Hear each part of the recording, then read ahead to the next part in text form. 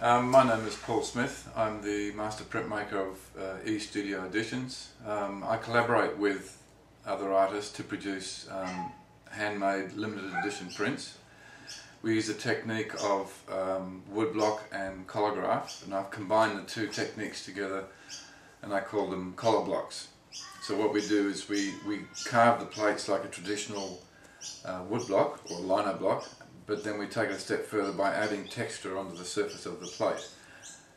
This is where the artist technique, the artist's style comes into play, because it's like with every artist has a signature, a style, a certain way of painting. And when they paint this liquid glue onto the plate, that then becomes their signature, their mark on the plate, and that becomes part of the collaboration in their working space with me.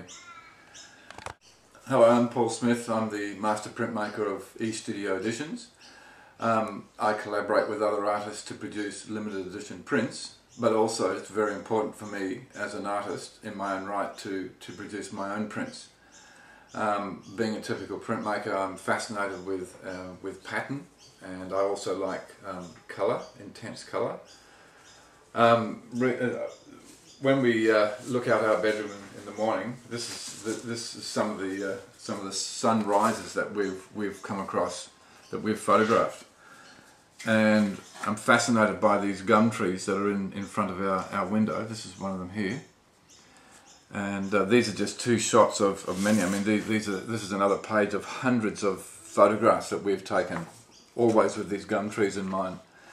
So I've decided to do a fairly traditional form of woodblock printing, which is printing the whole background in colour and then printing an overall black plate over the top, just one black plate, which is based on this tree here.